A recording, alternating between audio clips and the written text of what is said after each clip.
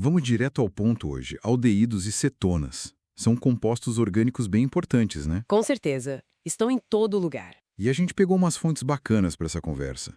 Tem material da USP, uns artigos mais gerais, sabe? Wikipedia, Brasil Escola. E até uma ficha de segurança em um resumo de tese de biologia celular. Olha só. Exato. A ideia é desvendar a estrutura, a reatividade e umas reações-chave desses caras, tipo as adições nucleofílicas. Isso. E para entender isso, a gente precisa focar no grupo carbonila, aquele CO. O coração da molécula, né? Exatamente. A química toda acontece ali, por causa da polaridade. O oxigênio puxa os elétrons para ele. Por ser mais eletronegativo, claro. Isso. E aí o carbono fica meio pobre de elétrons, com uma carga parcial positiva. Vira um alvo perfeito para nucleófilos. Que são as moléculas que têm elétrons sobrando, digamos assim. Eito. E o orbital pi antiligante, o pi da carbonila, tá ali, prontinho para receber esses elétrons do nucleófilo. Entendi a lógica do ataque. E a estrutura básica? Como a gente diferencia um aldeído de uma cetona? É bem simples, na verdade. Aldeído tem a carbonila, C-O, na pontinha da cadeia, ligada a pelo menos um hidrogênio, RCHO. O formaldeído seria o mais simples de todos, HCHO. Esse mesmo, o metanal. Já nas cetonas, a carbonila fica no meio, sabe? Sanduichada entre dois outros carbonos, RCO, R'. E a geometria ali em volta do carbono da carbonila? É trigonal plana. Os ângulos ficam ali por volta de 120 graus, tudo meio achatado naquela região. E essa diferença de posição, na ponta ou no meio, afeta a reatividade? Ouvi dizer que aldeído reage mais fácil. Sim, afeta e muito. Aldeídos são, regra geral, mais reativos que cetonas nessas adições nucleofílicas. E por quê? E esses grupos tendem a empurrar elétrons para o carbono da carbonila. É o efeito indutivo positivo, o plus I. Ah, e isso ajuda a diminuir a carga positiva dele? Exato. Deixa o carbono menos carente de elétrons, menos atraente para o nucleófilo. No aldeído, só tem um R, ou nenhum, no formaldeído, e um hidrogênio, que não doa elétrons assim. Então o carbono fica mais positivo. Faz todo sentido. E o segundo motivo? É o efeito estérico, impedimento espacial, sabe? Mais fácil de entender. Tipo, o tamanho dos grupos atrapalha. Isso. O carbono da carbonila no aldeído está na ponta, ligado a um hidrogênio que é pequenininho, o caminho para o nucleófilo atacar está mais livre. Ah tá, na cetona tem dois grupos R, geralmente maiores, bloqueando o acesso. Exatamente. Fica mais congestionado em volta do carbono. Por isso que a reatividade geralmente segue essa ordem. Formaldeído é o mais reativo, depois os outros aldeídos e, por último, as cetonas. Ok, o palco está montado. O nucleófilo vai atacar esse carbono mais vulnerável. Como é o mecanismo geral dessa adição? Bom, o nucleófilo, Nu-, usa seus elétrons para atacar o carbono parcialmente positivo. Ao mesmo tempo, a ligação dupla CO se rompe. Os elétrons da ligação π vão para o oxigênio. Isso. O oxigênio fica com carga negativa, formando um intermediário que a gente chama de alcóxido. Esse cara é instável. E aí ele pega um próton, H+, de algum lugar. Geralmente sim. Pega de uma molécula de água, ou do solvente, ou de um ácido que esteja ali catalisando, para formar o produto final neutro. Pode ser catalisado por ácido ou por base, dependendo da reação. Legal. Vamos ver uns exemplos práticos.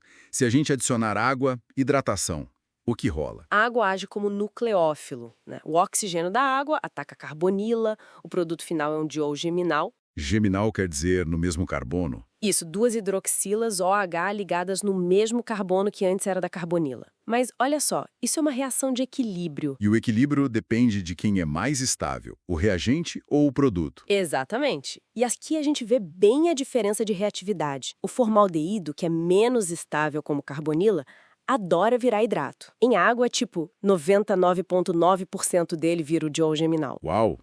Quase tudo. Já a acetona, que é uma acetona mais estável, detesta virar hidrato.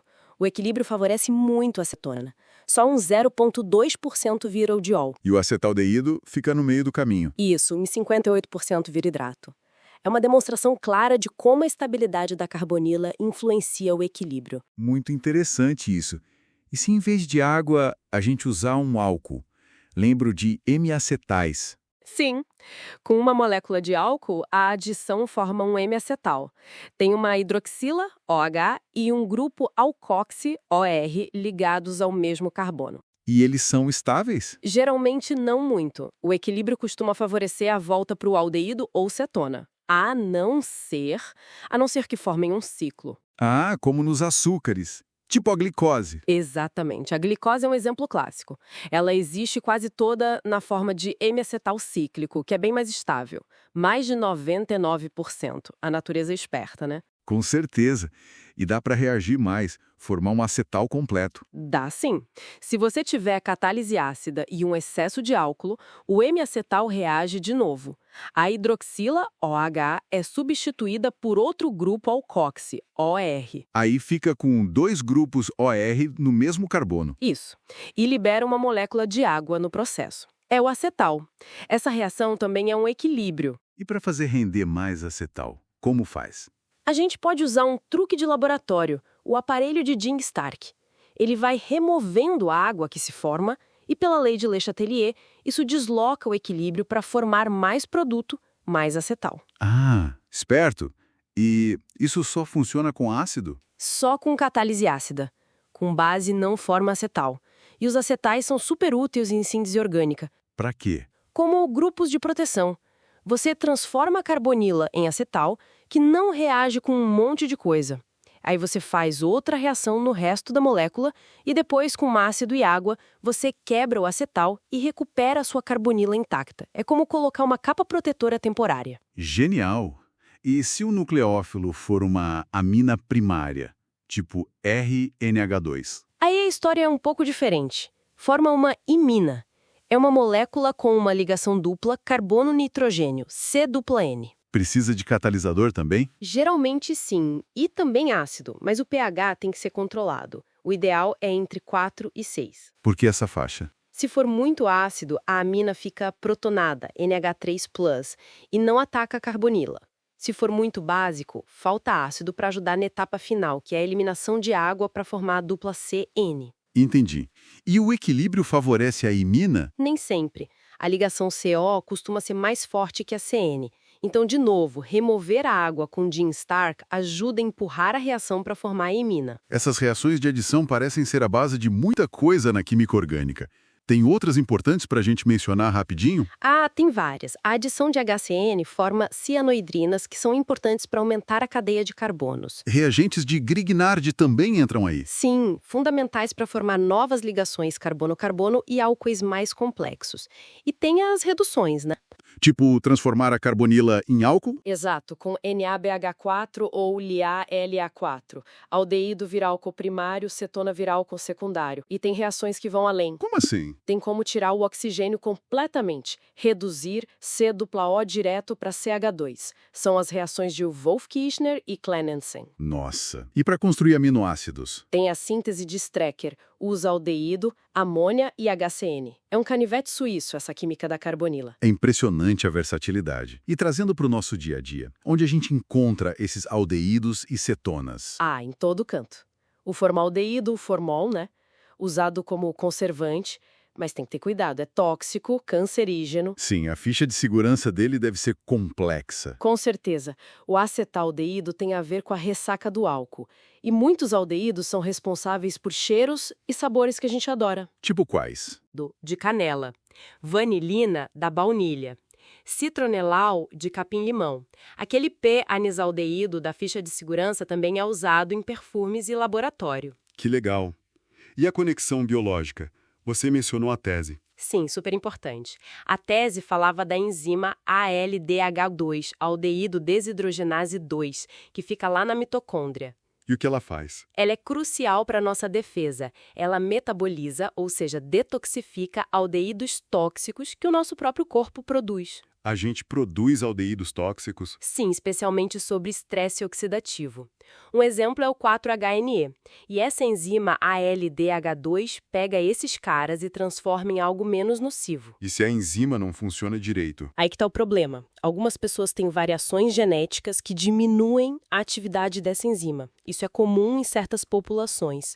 O acúmulo desses aldeídos tóxicos pode danificar células, como as células tronco do músculo, as células satélite, e isso pode contribuir para doenças musculares e outros problemas. Caramba, que ligação direta.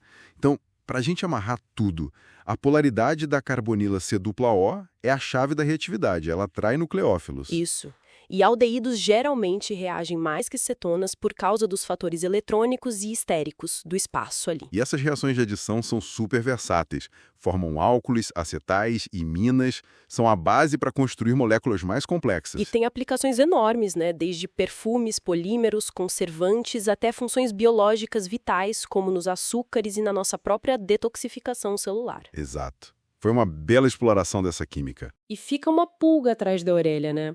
Pensando nessa produção de aldeídos reativos pelo nosso corpo, tipo 4-HNE, e na nossa capacidade de lidar com eles via ALDH2 e outras enzimas, O que você está pensando? será que um desequilíbrio aí entre produzir esses aldeídos e conseguir limpar eles não poderia ser um fator importante não só em doenças musculares, mas talvez no próprio processo de envelhecimento ou em outras doenças degenerativas? É uma boa pergunta. A química acontecendo dentro da gente com consequências talvez maiores do que a gente imagina. Exatamente. Fica aí pra gente refletir. Valeu pela conversa.